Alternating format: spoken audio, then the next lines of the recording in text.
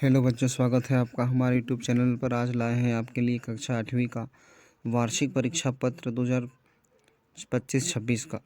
ये बच्चों राज्य शिक्षा केंद्र मध्य प्रदेश भोपाल का पेपर है, जिसमें आपको 2 घंटे 30 मिनट का समय मिलेगा और 60 नंबर का आपका पेपर होने वाला है। तो बिना किसी देरी के शुरू करते हैं। देखिए बच्चों, पहले दे रखा है बहुविकल्पी प्रश्न 1 से लेकर 5 तक। तो निर्देश क्या है? सही विकल्प चुनकर लिखिए। प्रत्येक प्रश्न 1 अंक का निर्धारित है। तो पहला देखते हैं, वरदे कविता में कवि किससे वरदान मांग रहा है? तो इसका उत्तर है सरस्वती जी से। तानसेन के गुरु का नाम क्या था? तो इसका उत्तर है स्वामी हरिदास। प्रश्न 3, अपराजिता पाठ की विधा क्या है? तो इसका उत्तर है संस्मरण। पाठ 4, हृदय भर आना मुहावरे का अर्थ है? हृदय भर आना यानी भावुक होना। प्रश्न 5, मध्य प्रदेश में सांची का स्तूप किस जिले में है? तो उत्तर है रायसेन। फिर बच्चों आते हैं रिक्त स्थान। प्रश्न 6 से 10 तक। निर्देश है रिक्त स्थानों की पूर्ति कीजिए। प्रत्येक प्रश्न के लिए 1 अंक निर्धारित है। तो प्रश्न 6, वरदे कविता में कवि किससे वरदान मांग रहा है? तो वरदे कविता में के कवि कौन है? तो वरदे कविता के कवि सूर्यकांत त्रिपाठी निराला है। फिर है भेड़ाघाट में खालिस्तान नदी का जलप्रपात बनता है? तो यहाँ पर नर्मदा नदी आ जाएगा। प्रश्न 8, आर्यभट्ट की पुस्तक का नाम है? तो आर्यभट्ट की पुस्तक का नाम आर्यभट्टी है। फिर बच्चों, जो शब्द संज्ञा के स्थान पर प्रयोग होते हैं वे कहते हैं उन्हें कहते हैं सर्वनाम। बिरसा मुंडा किस समाज के जननायक थे? तो मुंडा समाज के जननायक थे। अब आते बच्चों अति लघुत्तरीय प्रश्न 11 से लेके 16 तक। नव नभ के विहग वृंद पंक्ति में कौन सा अलंकार है? तो यहाँ पर न की आवृत्ति हो रही है, न वर्ण की, इसलिए यहाँ पर बच्चों अनुप्रास अलंकार है। प्रश्न 12, आत्मविश्वास की कमी का मुख्य कारण क्या है? तो आत्मविश्वास की कमी का मुख्य कारण है हमारे मन में जो संशय है वो हमारा आत्मविश्वास की कमी का कारण है। साथ ही जो हमारा डर है वो भी आत्मविश्वास की कमी का कारण है। इसके बाद में बच्चों डॉक्टर चंद्रा को अपराजिता क्यों कहा गया?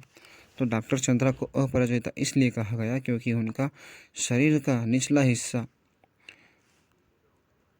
काम नहीं करता था। इसके बाद भी उन्होंने सफलता हासिल की, इसलिए वो अपराजिता से नाम से विख्यात है। प्रश्न 14, मुंडा जनजाति के लोग बिरसा को किसका अवतार मानते थे? तो मुंडा जनजाति के लोग बिरसा मुंडा को ईश्वर का अवतार मानते थे। तद्भव शब्द किसे कहते हैं? 2 उदाहरण दीजिए।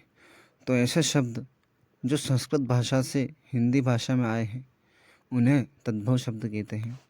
उदाहरण के लिए आग अग्नि से आया है, घर ग्रह से आया है ना। ऐसे ही अगला प्रश्न 16, लता मंगेशकर को स्वर कोकिला क्यों कहा जाता है? लता मंगेशकर को स्वर कोकिला इसलिए कहा जाता है क्योंकि उनकी वाणी बहुत ही मीठी और सुरीली है। अब आता प्रश्न अति लघुत्तरीय प्रश्न 17 से लेकर 22 तक। नीचे दिए गए प्रश्नों के उत्तर 30 से 40 शब्दों में लिखना है। प्रत्येक प्रश्न के लिए 3 अंक निर्धारित हैं। प्रश्न 17, कवि स्वतंत्रता का मंत्र कहाँ भर देने की बात कह रहा है? तो कवि स्वतंत्रता का मंत्र पूरे भारत में भर देने की बात कर रहा है। बाली को क्या वरदान प्राप्त था? उससे हमें क्या सीख मिलती है? बाली को यह वरदान प्राप्त था कि जो भी कोई उसके सामने लड़ाई करने के लिए आता है तो उसकी आधी शक्ति बाली में आ जाती है। उससे हमें यह शिक्षा मिलती है कि हमें भी अपनी शक्ति को पहचानना चाहिए और अपने आप को कमज़ोर नहीं समझना चाहिए। इसके बाद प्रश्न 19, वृद्धा ने सेठ जी को अपनी पोटली क्यों सौंप दी थी? तो वृद्धा ने अपनी पोटली सेठ जी को इसलिए सौंप दी थी क्योंकि जब ज़रूरत पड़ेगी तब वहाँ जाकर वापस वो ले सकती है। फिर प्रश्न 20, पेड़ों की रक्षा करने के लिए बिश्नोई समाज ने क्या कार्य कर रहे हैं? तो उन्होंने बहुत सारे कार्य किए बच्चों। फिर प्रश्न 21, अनुप्रास अलंकार की परिभाषा उदाहरण देकर लिखिए। तो अनुप्रास अलंकार की परिभाषा, जहाँ एक ही वर्ण की बार बार आवृत्ति होती है या दो से अधिक बार आवृत्ति होती है तो वहाँ अनुप्रास अलंकार होता है। उदाहरण, चारुचंद्र की चंचल किरणें खेल रही है जलथल में। इसके बाद में संधि विच्छेद कीजिए। हिमालय, भोजनालय, जगदीश। तो हिमालय का हो जाएगा हिमधन आलय, भोजनालय का हो जाएगा भोजन धन आलय और जगदीश का हो जाएगा जगत धन ईश। अब आते दीर्घ उत्तरी प्रश्न। नीचे दिए गए प्रश्नों को 70 से 80 शब्दों में लिखना है और प्रत्येक प्रश्न के लिए 5 अंक निर्धारित है। तो ये जो प्रश्न 23 है, निम्नलिखित अपठित गद्यांश को पढ़कर नीचे दिए गए प्रश्नों के उत्तर लिखिए। तो एक गद्यांश पढ़ लेंगे। विद्यालय में छात्र का चरित्र निर्माण होता है। निष्कपट और निस्वार्थ भाव से सेवा करने का पाठ भी यहीं सीखता है। गुरु की आज्ञा का पालन और राष्ट्र प्रेम का संदेश भी यहीं मिलता है। यथाशक्ति मानव को पोषित करने का भाव भी यहीं मिलता है। वास्तव में विद्यालय व्यक्तित्व निर्माण की कार्यशाला और राष्ट्र धर्म को अंकुरित करने की बोधशाला है। प्रश्न क्या है बच्चों? गुरु की आज्ञा मानने का संदेश कहाँ मिलता है? तो इसका उत्तर हो जाएगा विद्यालय। प्रश्न 2, रेखांकित शब्दों को संधि विच्छेद करो।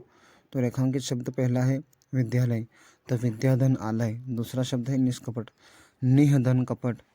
तीसरा है निस्वार्थ, तो निःधन स्वार्थ। इसके बाद में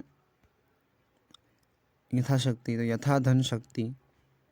राष्ट्र धर्म, राष्ट्र धन धर्म। और इसके बाद में आ जाएगा पौधधनशाला, तो पौधशाला। ठीक।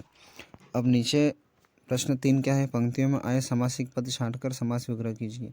तो एक तो आया है यथाशक्ति और एक आया है राष्ट्र धर्म। अब आता है प्रश्न 4, विद्यालय में छात्र क्या क्या सीखता है? तो विद्यालय में छात्र